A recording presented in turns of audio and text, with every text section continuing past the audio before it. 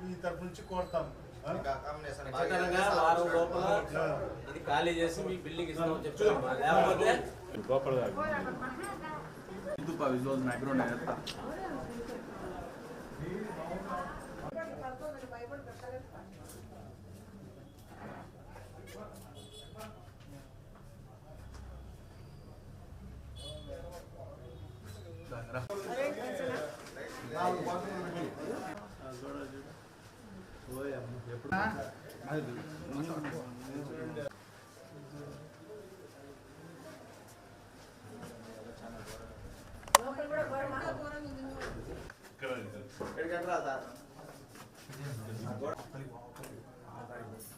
ఇది కూడా పడింది నా ఇది కూడా సిమెంట్ బలంగా ఎక్కడ సిమెంట్ ఈ బోర్డు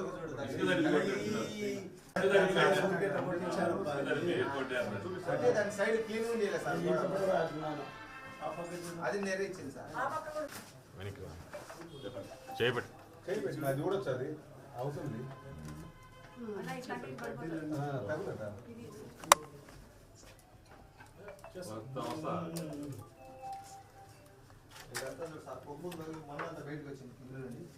కొక్కులా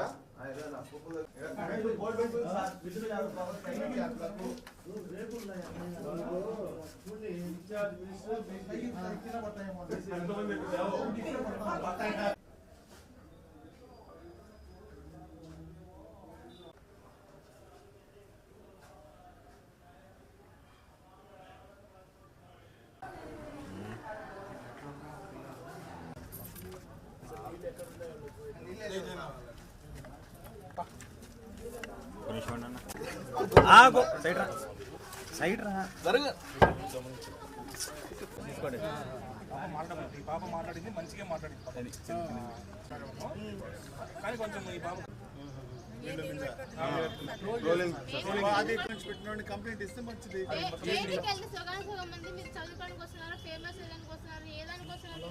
మరి ఈరోజు కడప నగరంలో కడప నడిబొడ్డున ఉన్న ప్రభుత్వ బీసీ బాలికల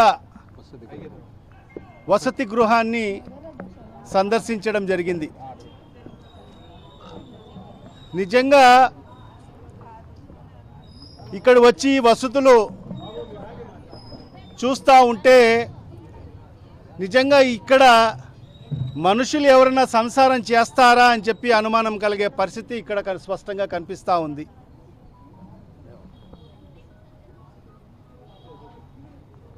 గత 10 రోజులుగా అనేక పత్రికల్లో కానీ ఛానల్స్లో కూడా దీని మీద కథనాలు రావడం జరిగింది.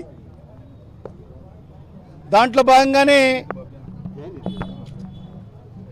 గత సోమవారం రోజు గ్రీవెన్స్లో వెళ్ళి మన BC YSR Congress party BC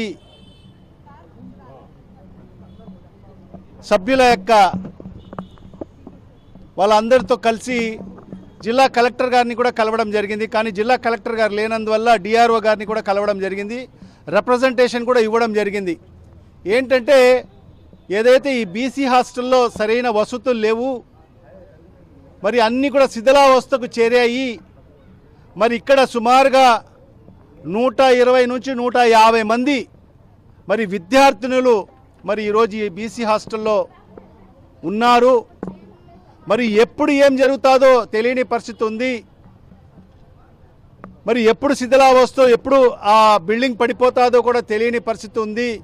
ఇప్పటికే అనేక సందర్భాల్లో పెచ్చులు పడి మరి అనేక బాలికలకు తలకు గాయాలయ్యాయి అని చెప్పి ఆ రోజు మా బీసీ సభ్యుల ఆధ్వర్యంలో మరి డిఆర్ఓ గారికి వినతి పత్రం కూడా ఇచ్చి వెంటనే స్పందించి మరి ఈ బీసీ హాస్టల్ని ఒక మంచి బిల్డింగ్లో మరి అక్కడికి మార్చాలని చెప్పి కూడా మరి అడగడం జరిగింది, డిమాండ్ చేయడం జరిగింది. మరి అప్పుడు అక్కడ బీసీ వెల్ఫేర్ ఆఫీసర్ వచ్చి మాకు బిల్డింగ్స్ దొరకడం లేదని చెప్తే మేము వెనువెంటనే మనకు గత జగన్మోహన్ రెడ్డి గారి ప్రభుత్వంలో సుమారుగా 6 కోట్ల రూపాయలు వెచ్చించి మరి బీసీ భవన్ని నిర్మాణం చేయడం జరిగింది. మరి ఫస్ట్ ఫ్లోర్లో మరి ఏదైతే అక్కడ ఒక కమ్యూనిటీ హాలు దాని పై ఫ్లోర్లో మరి రూమ్స్ కూడా కట్టడం జరిగింది. అక్కడ ఒక బీసీలకు సంబంధించి ఒక స్టడీ సర్కిల్ ఏర్పాటు చేయాలని చెప్పి మరి రూములు కూడా కట్టడం జరిగింది. మరి వెంటనే మేము డిఆర్ఓ గారిని మీకు బిల్డింగ్ దొరికినంత వరకు మరి ఆ బాలికలకందరికి కూడా ఆ బీసీ ఏదైతే బీసీ భవన్లో మార్చండి అని చెప్పి కూడా అడగడం జరిగింది. మేము పరిశీలిస్తామని చెప్పి డిఆర్ఓ గారు చెప్పడం జరిగింది. సోమవారం రోజు కలిసాము. మరి ఈరోజు శుక్రవారం, సుమారుగా 4 రోజులు అయిపోయింది. కానీ ఈనాటికి కూడా ఎలాంటి యాక్షన్ తీసుకొని పరిస్థితిలో మరి ఈరోజు వైఎస్ఆర్ కాంగ్రెస్ పార్టీ ఆధ్వర్యంలో మరి ఈరోజు ఈ బీసీ హాస్టల్ని సందర్శించడం జరిగింది. ఇప్పుడే ఇక్కడ చూస్తున్నారు ఎలా ఉందో ఈ బిల్డింగ్ శిథిలావస్థకు చేరింది. మరి అసలు ఇక్కడ మనుషులు నివసించే స్థాయిలో మరి ఈ హాస్టల్ అయితే లేదు. మరి దానికి ఈరోజు 40,000 రూపాయల బాడిగా ఈరోజు చెల్లిస్తూ ఉన్నారు ఈరోజు ప్రభుత్వం. మరి ఈరోజు నేను ఒకటే, ఇక్కడ ఉండే హాస్టల్ వార్డెన్ అయితే మరి ఈరోజు వస్తే హాస్టల్ వార్డెన్ లేరంట, ఎవరు అటెండర్ ఉండారు. మరి ఒక 10 నుంచి 12 మంది విద్యార్థినులు ఉన్నారు. మరి వాళ్ళకి అడిగినా కూడా వాళ్ళు అదే సమాధానం చెప్తున్నారు, మాకు సరైన వసతులు లేవు, కొద్దిపాటు వర్షం వచ్చినా కూడా పూర్తిగా నీళ్లు కారే పరిస్థితి ఉంది, మా సామాన్లు ఎక్కడ పెట్టుకోవాలి, మేము ఎక్కడ పడుకోవాలని కూడా తెలియని పరిస్థితి ఉంది, మాకు ఇక్కడ భద్రత కూడా లేదు. నిజంగా ఇక్కడ వైరింగ్ చూస్తే ఎప్పుడో దశాబ్దాల కాలం ముందు చేసిన వైరింగ్ ఉంది. ఎక్కడ చూసినా కూడా అన్ని వైర్లు అతుకులు, అన్ని అతుకులే. మరి ఒక అమ్మాయి చెప్పింది, మేము ఎప్పుడైనా వర్షాకాలంలో కానీ అప్పుడు స్విచ్ చేసేదానికి పోతే మా కరెంట్ షాక్ కూడా కొడతా ఉంది అని చెప్పి కూడా చెప్పడం జరిగింది. మరి అంటే ఇంత శిథిలావస్థలో ఉన్న ఈ బిల్డింగ్లో మరి ఈరోజు 120 మంది పైబడి ఉన్న మరి విద్యార్థినులకు ఇక్కడ వసతి కల్పించడం జరిగింది. మరి అదేవిధంగా 120 నుంచి 150 మంది ఉన్న ఈ హాస్టల్లో ఎన్ని బాత్రూమ్లు ఉన్నాయంటే కేవలం 4 నిజంగా పెద్ద అమ్మాయిలు మరి 4 బాత్రూమ్లు ఉంటే ఏ రకంగా వాళ్ళు రెడీ అయ్యి మరి వాళ్ళు కాలేజీలకు వెళ్తారు అనేది ఒక్కసారి మనం ఆలోచన చేయాల్సిన అవసరం ఉంది. మరి అదే కాకుండా మరి ఈ బిల్డింగ్ చూస్తే ఈ చుట్టుపక్కల కూడా ఓపెన్, ఆ కాంపౌండ్ వాల్ కూడా ఎప్పుడు పడిపోతుందో కూడా తెలియని పరిస్థితి ఉంది. మరి అదే కాకుండా ఎక్కడ ప్రొటెక్షన్ కూడా లేదు, సీసీ కెమెరాలు పనిచేయడం లేదు, సీసీ కెమెరాలు లేవు. అదే కాకుండా మరి వాళ్లకు ఎక్కడ కూడా వాళ్ళకు ఇటు చుట్టుపక్కల చూస్తే పెద్ద పెద్ద అపార్ట్మెంట్స్ ఉన్నాయి. మరి ఆ వాష్రూమ్స్ ఎక్కడ ఉన్నాయంటే, బాత్రూమ్స్ ఎక్కడ ఉన్నాయంటే బయటి ప్రదేశంలో, ఓపెన్ ప్రదేశంలో ఉన్నాయి. మరి ఆ విద్యార్థినులు మరి ఆ వాష్రూమ్లోకి వెళ్ళి ఏ రకంగా వాళ్ళు మళ్ళీ ఆ బిల్డింగ్ లోపల రావాలంటే మొత్తం ఓపెన్ ఏరియా, దానికి ఆనుకునే పెద్ద పెద్ద అపార్ట్మెంట్స్ ఉన్నాయి.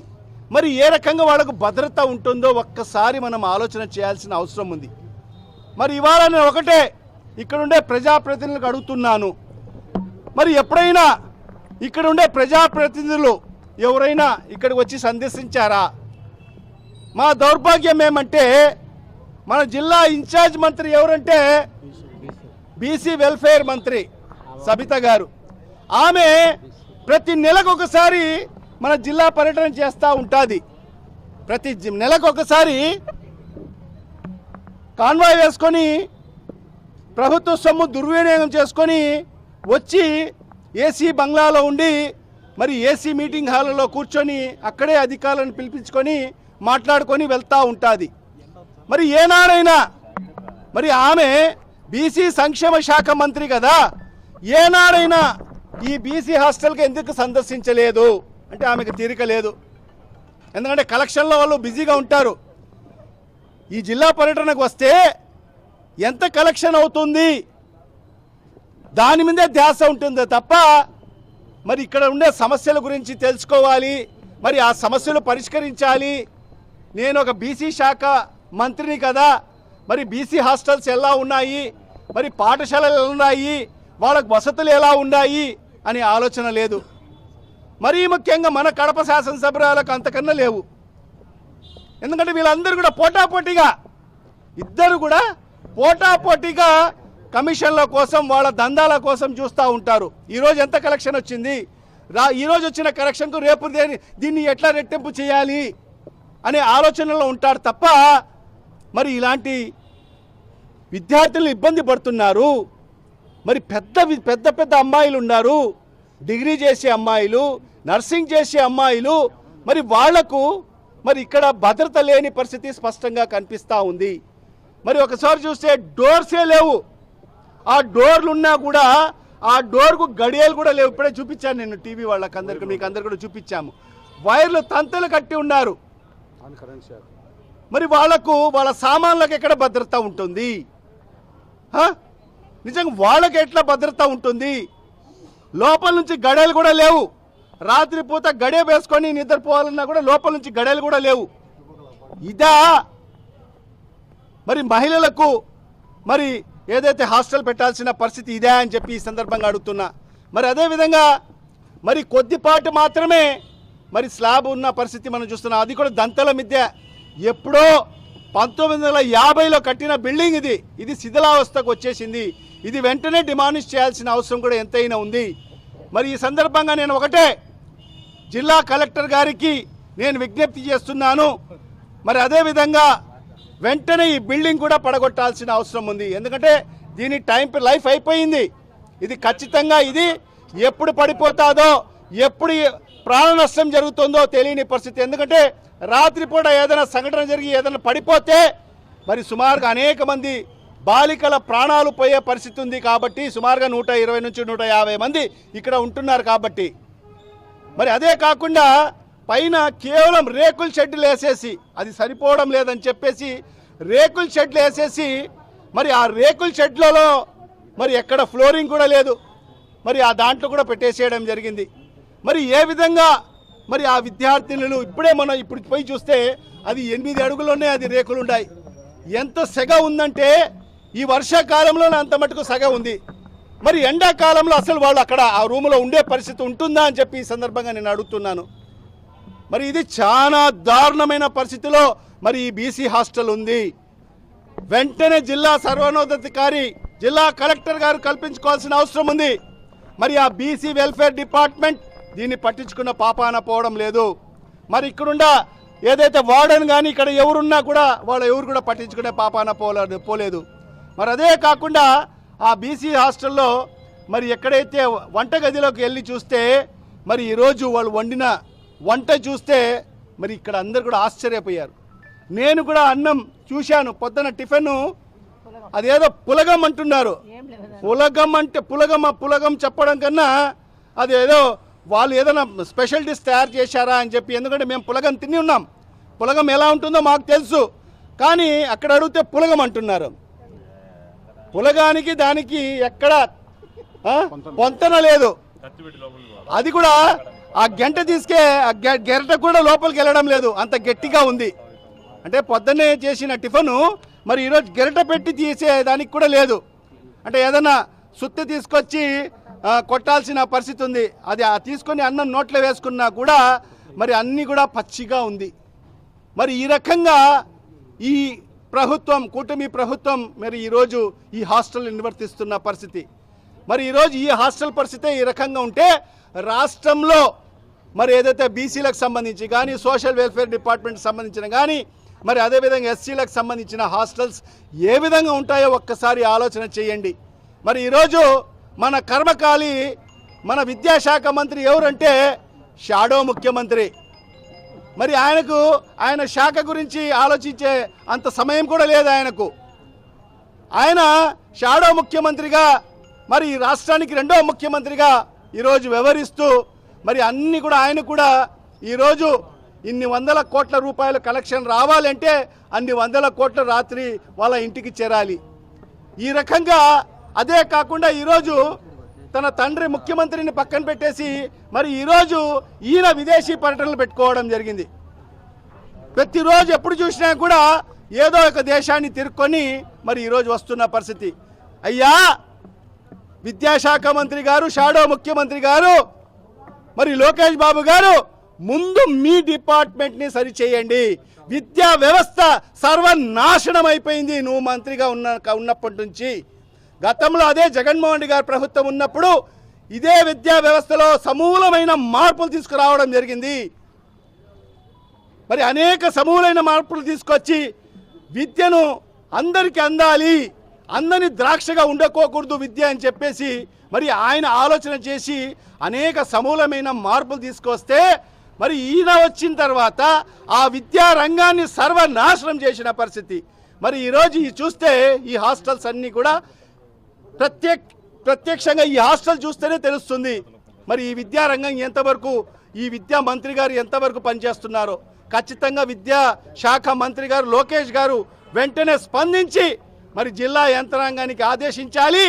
మరి వెంటనే మరి ఈ బీసీ హాస్టల్ని మంచి బిల్డింగ్లో మరి ఇక్కడ మార్చాలని చెప్పి కూడా డిమాండ్ చేస్తూ మరి ఇవాళ నేను చాలా మంది వాళ్ళు ఒకటే చెప్తున్నారు, అధికారులందరూ కూడా మాకు ఎక్కడా బిల్డింగ్స్ దొరకడం లేదు. ఎందుకంటే మీరు బాడిగలు ఇస్తే కదా, సంవత్సరానికి 2 సంవత్సరాలకు ఒకసారి బాడిగలు ఇస్తారు. ఎవరు ఇస్తారు మీకు బిల్డింగ్లు? మరి ఈ రకమైన బిల్డింగ్లు మాత్రమే దొరుకుతాయి. అందుకు మేము ఒకటే డిమాండ్ చేస్తున్నాం. ఇప్పుడు మనము కడప నగరంలో ఒక మంచి సెంటర్లో బీసీ భవన్ ఉంది. మనకు అన్ని రకాల సదుపాయాలు ఉన్నాయి, రూములు ఉన్నాయి, దానికి అటాచ్ బాత్రూమ్లు ఉన్నాయి. ఖచ్చితంగా మరి వెంటనే జిల్లా సర్వోన్నతాధికారి జిల్లా కలెక్టర్ గారు కల్పించుకొని మరి 2-3 రోజుల్లోనే మరి ఈ బీసీ హాస్టల్ యొక్క సంబంధించిన విద్యార్థుల్ని ఆ ఏదైతే బీసీ భవన్కు మార్చాలి. లేని పక్షంలో వైఎస్ఆర్ కాంగ్రెస్ పార్టీ పెద్ద ఎత్తున ఉద్యమం చేపడుతుందని చెప్పి కూడా ఈ సందర్భంగా హెచ్చరిస్తున్నామని చెప్పి కూడా ఈ సందర్భంగా తెలియజేసుకుంటున్నాం.